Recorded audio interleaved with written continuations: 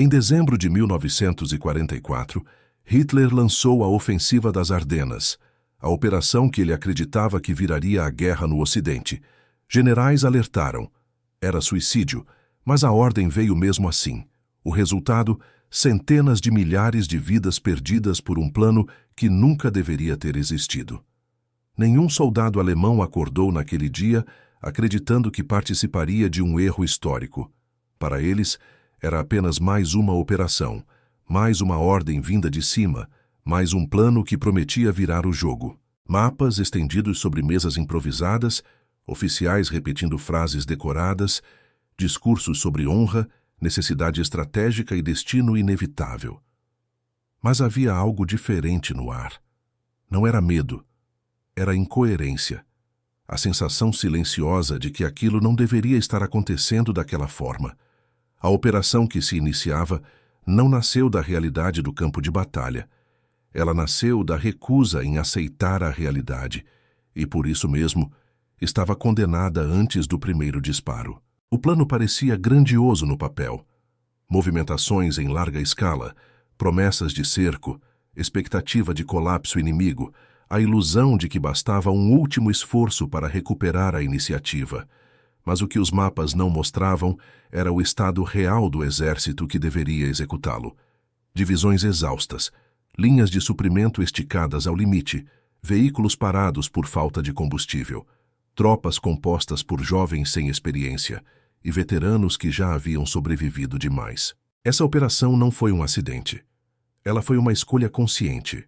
Uma escolha feita apesar dos relatórios, apesar dos alertas, apesar das estatísticas. Uma escolha que ignorou o desgaste humano e material acumulado ao longo de anos de guerra. E justamente por isso seu custo não foi apenas militar. Foi humano, irreversível e desproporcional.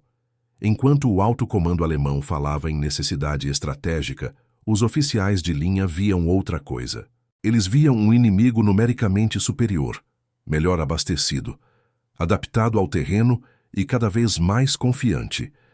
Viavam também suas próprias unidades diminuindo dia após dia. Cada ataque bem-sucedido custava mais do que rendia. Cada avanço precisava ser mantido com forças que simplesmente não existiam mais. Ainda assim, a ordem veio. Não como sugestão, como determinação absoluta. A lógica por trás da operação era simples e ao mesmo tempo fatal. Atacar para não admitir a derrota. Manter a iniciativa a qualquer custo, mesmo quando o custo já havia ultrapassado qualquer valor estratégico plausível. Não se tratava mais de vencer, tratava-se de não recuar. E essa diferença muda tudo. A máquina de guerra alemã, que no início do conflito havia sido construída sobre velocidade, flexibilidade e iniciativa local, agora estava paralisada por decisões centralizadas e inflexíveis. O que antes era manobra, agora era obstinação. O que antes era estratégia, agora era teimosia institucionalizada. A operação exigia que unidades enfraquecidas avançassem contra posições profundamente defendidas. Exigia coordenação precisa entre forças que mal conseguiam se comunicar. Exigia reservas que já tinham sido consumidas em tentativas anteriores de último esforço. No papel, tudo parecia possível. No terreno, era uma fantasia. Os primeiros movimentos revelaram imediatamente o problema. Avanços lentos, perdas acima do previsto, equipamentos abandonados antes mesmo de entrar em combate. O inimigo não foi surpreendido. Pelo contrário, ele estava esperando. Sabia onde o golpe viria. Sabia quando. E, mais importante, sabia que podia absorvê-lo. À medida que os dias passavam, o plano começava a cobrar seu preço real. Cada quilômetro conquistado custava centenas de homens. Cada posição tomada precisava ser defendida sem meios. E cada tentativa de exploração do avanço terminava em contra-ataques devastadores. O que deveria ser um movimento decisivo se transformou em uma sangria contínua. Dentro das fileiras alemãs, a percepção mudava. Não havia mais discurso capaz de mascarar o óbvio. Aquilo não era uma operação para vencer. Era uma operação para adiar o inevitável, sacrificando tudo no processo. Muitos soldados perceberam isso cedo demais. Outros só entenderam quando a retirada já não era possível. Se você está acompanhando até aqui, vale uma pausa rápida. Comenta aí se você acha que uma guerra pode ser perdida não por falta de coragem, mas por decisões tomadas longe do campo de batalha. Essa pergunta volta com força mais adiante. O mais cruel dessa operação é que ela não falhou por azar. Ela falhou porque partiu de premissas falsas. Supôs um inimigo fraco quando ele já era dominante. Supôs uma capacidade alemã que já não existia. Supôs que vontade política poderia substituir logística, homens e tempo. E quando a realidade começou a se impor, não houve espaço para correção. A ordem era avançar. Custasse o que custasse. Divisões inteiras foram lançadas em combates sem perspectiva de sucesso. Unidades cercadas receberam ordens para resistir até o último homem, mesmo quando a resistência já não tinha valor militar algum. Cada dia adicional da operação aumentava o número de mortos, feridos e capturados. Cada dia tornava mais difícil qualquer reorganização futura. E talvez mais grave, cada dia drenava recursos que seriam desesperadamente necessários em outros setores da frente. O plano que nunca deveria ter existido estava cumprindo exatamente aquilo que ele realmente era: um mecanismo de destruição interna. Não apenas do inimigo, mas do próprio exército que o executava. E quando finalmente ficou claro que a operação havia fracassado, o dano já estava feito. Não havia como recuperar as perdas. Não havia como reconstruir as unidades destruídas. O preço pago não trouxe vantagem estratégica alguma, apenas acelerou o colapso que se tentava evitar. Mas essa é apenas a superfície. Para entender por que essa operação saiu do papel, é preciso sair do campo de batalha e entrar nas salas onde as decisões eram tomadas. Ali, o ruído das explosões não chegava. O cheiro de pólvora não existia. O que havia eram mapas limpos, relatórios filtrados e uma cadeia de comando onde discordar tinha se tornado perigoso. O plano foi aprovado em um momento em que o alto comando alemão já não operava mais com margem de manobra real. As derrotas anteriores haviam criado um ambiente tóxico. Admitir limites era interpretado como fraqueza, sugerir retirada era visto como derrota moral, e qualquer análise que não confirmasse as expectativas do topo era descartada. A operação não foi escolhida porque era a melhor opção. Foi escolhida porque era a única que preservava a narrativa de controle. Os generais responsáveis sabiam dos riscos. Muitos deles colocaram suas objeções por escrito. Relatórios detalhavam a inferioridade numérica, o desgaste das divisões, a falta de combustível e munição, a incapacidade de sustentar um avanço prolongado. Esses documentos não foram ignorados por acaso. Foram ignorados porque contradiziam a decisão já tomada. O sistema de comando havia se transformado em um funil. Informações subiam, mas apenas as convenientes retornavam em forma de ordens. A realidade era ajustada para caber na expectativa. Quando dados não encaixavam, eram reinterpretados, suavizados ou simplesmente excluídos. Assim, a operação ganhou uma aparência de viabilidade que não existia no mundo real. Outro fator decisivo foi o tempo. O inimigo avançava em várias frentes, pressionando recursos e forçando escolhas difíceis. Em vez de priorizar setores defensivos mais críticos, decidiu-se concentrar forças em uma operação ofensiva que prometia uma virada simbólica. A lógica era política tanto quanto militar: mostrar iniciativa, demonstrar força, provar que o controle ainda existia. Essa escolha teve um efeito imediato. Unidades que deveriam reforçar linhas defensivas foram deslocadas para uma ofensiva sem base sólida. Setores inteiros ficaram expostos. A operação não apenas consumiu recursos, mas desorganizou a estrutura já fragilizada da frente como um todo. No terreno, os oficiais começaram a perceber o tamanho do erro. As ordens não condiziam com a situação local. Avançar significava atravessar terrenos desfavoráveis sob fogo intenso. Manter posições conquistadas era impossível sem apoio adequado. Recuar, mesmo quando fazia sentido tático, era proibido. A margem de decisão local, que antes dava flexibilidade ao exército alemão, havia desaparecido. À medida que as perdas aumentavam, a resposta do comando foi dobrar a aposta. Em vez de revisar o plano, exigiu-se mais sacrifício. Divisões remanescentes foram lançadas para corrigir falhas iniciais, criando um ciclo onde cada tentativa de salvar a operação apenas aprofundava o desastre. O plano passou a se sustentar não pela lógica, mas pela quantidade de vidas já investidas nele. Esse é um ponto crucial. Quando uma operação consome tanto, admitir o fracasso se torna politicamente impossível. Quanto mais se perde, mais difícil é parar. E assim, a operação que nunca deveria ter existido se transforma em algo ainda pior, uma armadilha autoimposta. Se você está assistindo até aqui, vale observar uma coisa. Muitos dos grandes desastres militares não começam com incompetência, mas com a recusa em interromper um erro. Se fizer sentido para você, deixa o like. Isso ajuda o vídeo a chegar a quem também gosta de entender guerra, além da superfície. Enquanto isso, do outro lado, o inimigo lia a situação com clareza. Reconhecia a ofensiva como o que ela era, um esforço desesperado.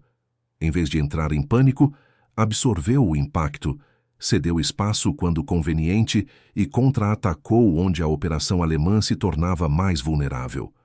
Cada avanço era monitorado, cada fraqueza explorada. As consequências começaram a se acumular rapidamente. Unidades cercadas, linhas de suprimento cortadas, retiradas improvisadas sob fogo constante. O número de baixas crescia em um ritmo que nenhum plano de reposição conseguia acompanhar. Feridos superlotavam postos médicos. Prisioneiros se acumulavam. Equipamentos eram abandonados porque não havia combustível para retirá-los. E mesmo assim, as ordens continuavam chegando com o mesmo tom: resistir, avançar, manter. Não havia ajuste estratégico, apenas insistência. O mais trágico é que, em vários momentos, ainda havia alternativas. Retiradas organizadas poderiam ter preservado forças.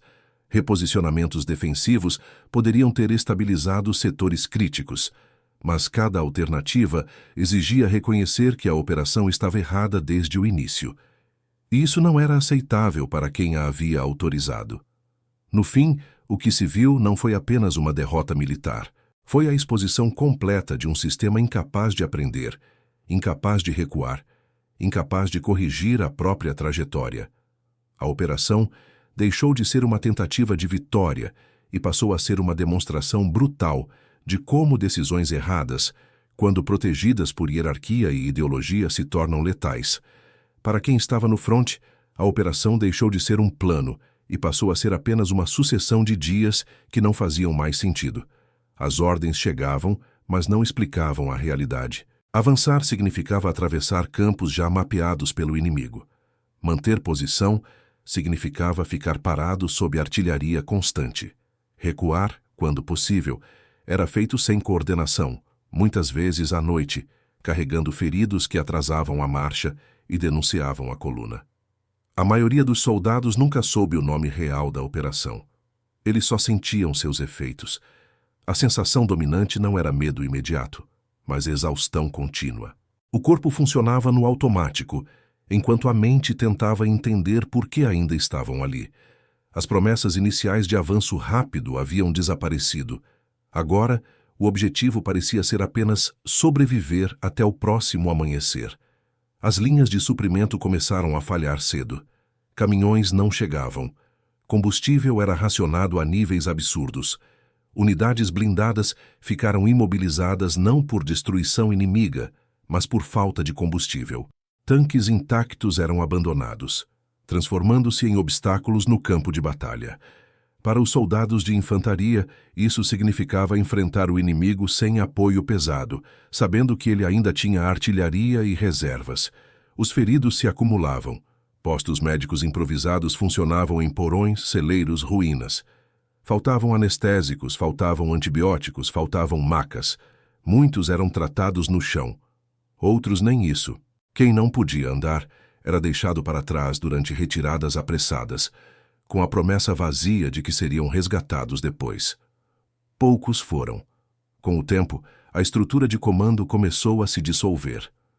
Oficiais mortos ou isolados, comunicações interrompidas, ordens contraditórias chegando tarde demais. Em alguns setores, companhias inteiras operavam sem contato com escalões superiores por dias.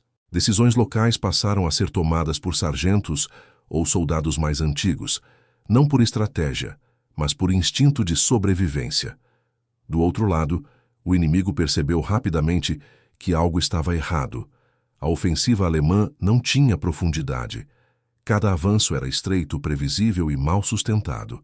Em vez de resistir frontalmente, o inimigo passou a ceder espaço calculado, alongando as linhas alemãs, esperando o momento certo para fechar o cerco. Não havia pressa. O tempo trabalhava contra quem atacava. Quando os contra-ataques começaram, foram devastadores. Unidades alemãs avançadas foram isoladas em bolsões cada vez menores. Cercadas, sem suprimentos, sem comunicação, resistiam enquanto podiam. Algumas tentaram romper, outras se entrincheiraram. Muitas simplesmente colapsaram. Não por covardia, mas porque não havia mais como lutar. É nesse ponto que a operação começa a cobrar seu preço real. Não apenas em números, mas em homens específicos. Histórias de soldados que queimaram documentos antes de se render. Oficiais que se recusaram a abandonar suas posições, mesmo sabendo que não havia chance. Grupos que lutaram até acabar a munição porque não acreditavam que a rendição garantiria sobrevivência. Centenas de milhares de vidas foram empurradas para esse cenário por uma decisão tomada longe dali. Nenhum deles participou da escolha. Nenhum deles teve acesso aos relatórios ignorados. Eles apenas executaram ordens que já haviam falhado antes mesmo de serem emitidas. Há um detalhe que raramente aparece nos números oficiais: o impacto psicológico. Mesmo os que sobreviveram carregaram a operação pelo resto da vida. A sensação de ter sido usado em algo que nunca poderia dar certo. A percepção tardia de que não se tratava de azar ou erro momentâneo, mas de uma decisão estruturalmente errada desde o início. Se você já se perguntou como exércitos inteiros entram em colapso sem uma derrota única e decisiva, essa operação é um exemplo claro.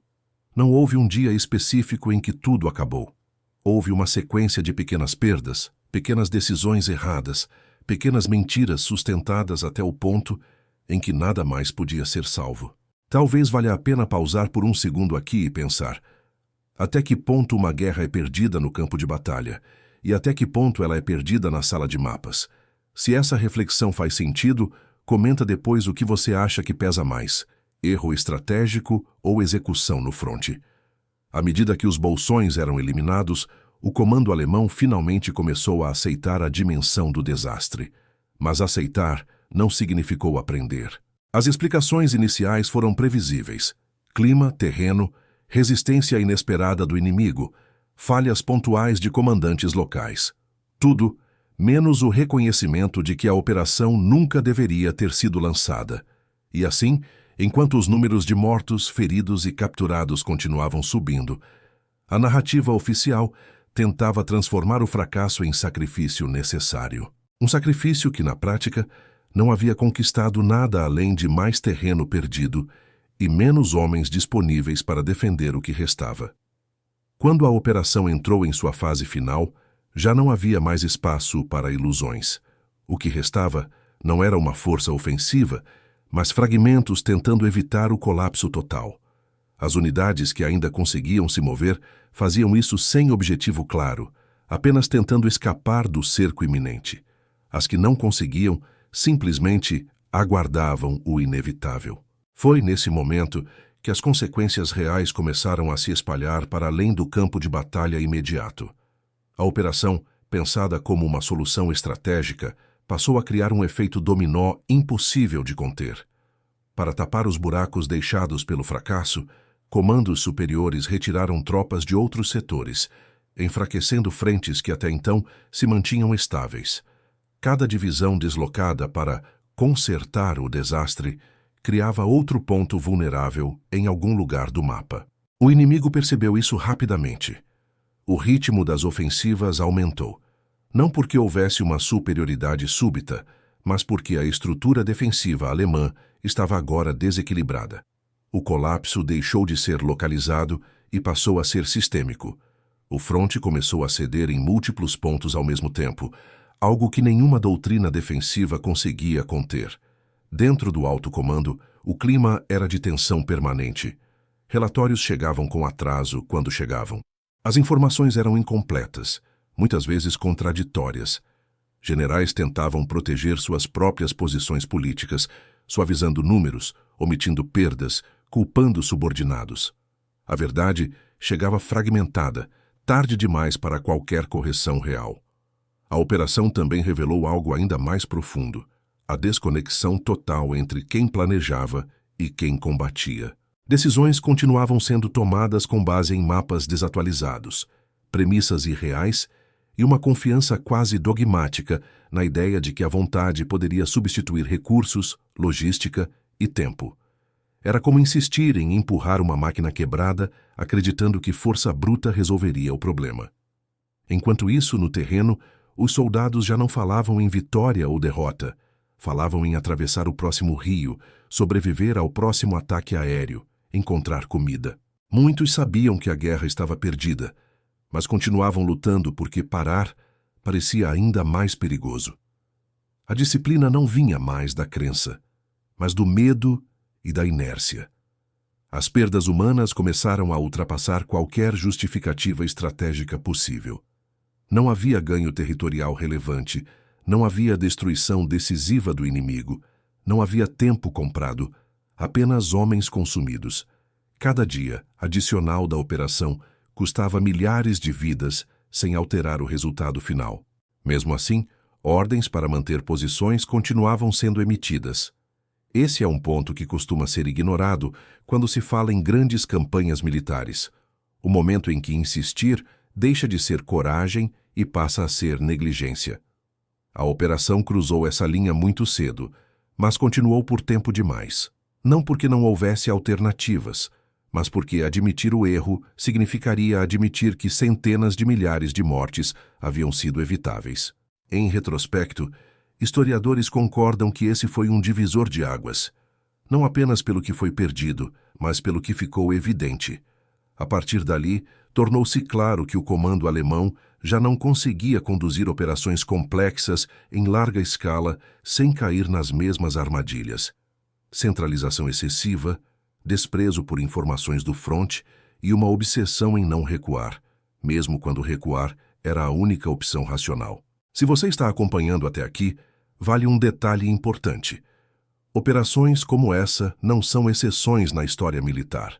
Elas se repetem sempre que decisões estratégicas passam a servir mais à ideologia, ao ego ou à narrativa política do que à realidade do campo de batalha.